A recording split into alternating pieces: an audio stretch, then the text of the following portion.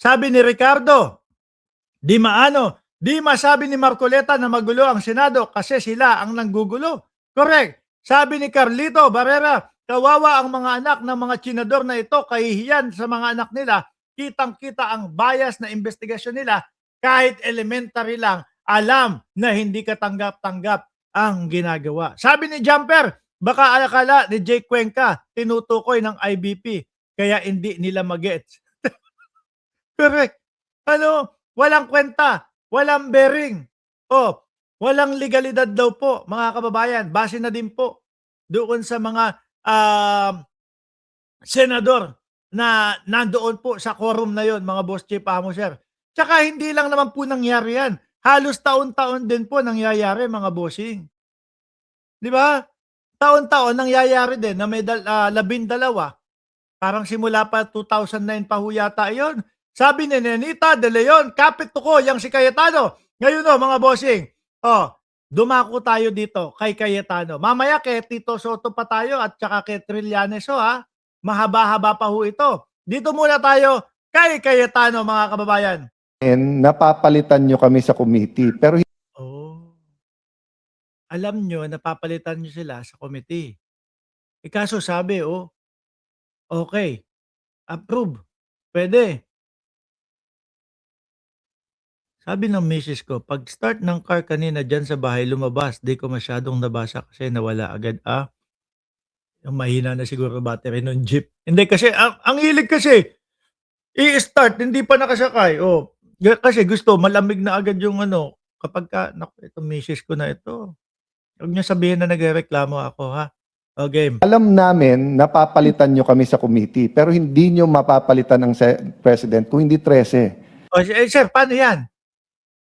Di ibig sabihin nga, lalo na yung sinasabi ng Integrated Bar of the Philippines at sinasabi ng mga senador, kagaya na Lepeng Lacson, palit nga talaga yung mga committee. Ibig sabihin, ang ginagawa ninyo dyan, walang bearing, walang saysay, walang kwenta, hindi legal. Di po ba? Game. Cayetano, banat. Alam namin napapalitan nyo kami sa committee. Pero hindi nyo mapapalitan ng president kung hindi 13. So eto lang pakiusap ko sa Malacanang. Kumuha kayo ng isa pang senador para sa special session, bumaba na ako bilang Senate. Ito. Sira ata at tuktok nitong ulo nitong tao na to Bakit Malacanang? Pinapanood kayo ng Malacanang at nagkokomento lang ang Malacanang sa inyo. Bakit Malacanang nga sasabihin mo kumuha kayo ng isa pang senador? Ano to, metopak?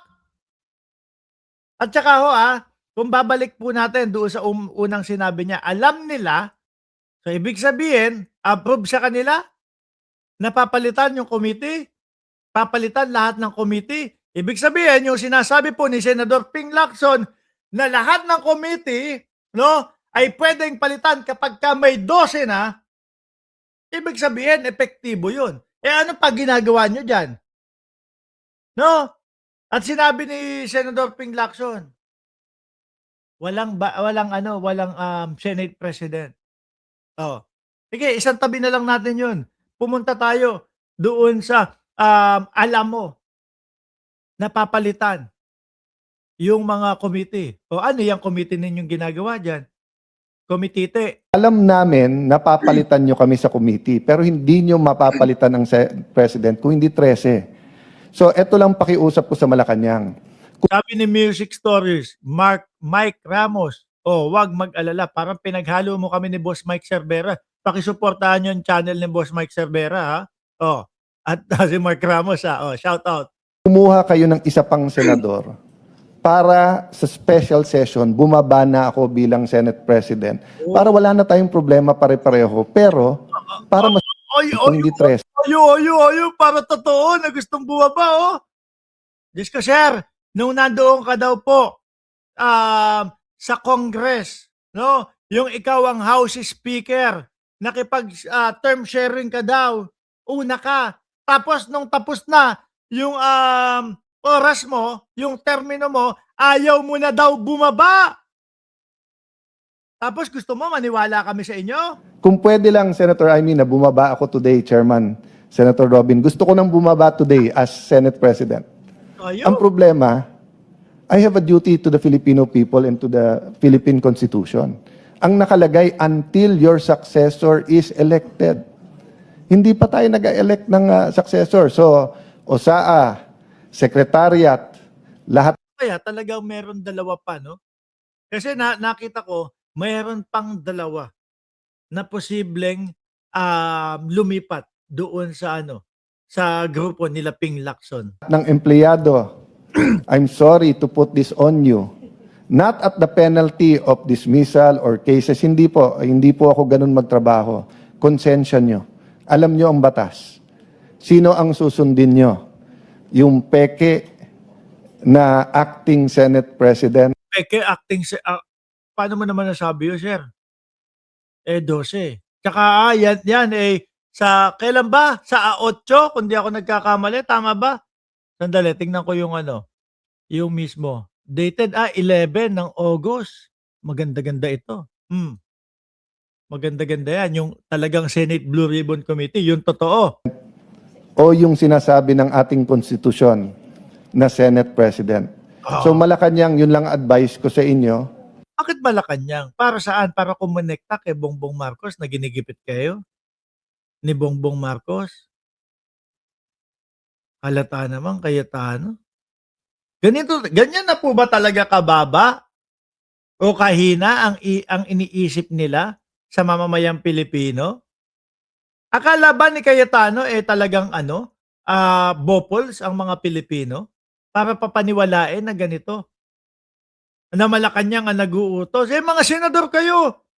Hiwalay kayo sa ehekutibo. Hintayin nyo na maka-13, tawagin nyo yung special session. Pwede siguro tayo magpahiram ng isa para maka-13 na sila. Unok na po. Ayip! Pwede siguro tayo magpahiram. Yan na nga, nachis ka na. Di ba? Ngayon, mga bossing, dumako at tumuloy tayo dito po kay Senador Tito Soto, mga kababayan.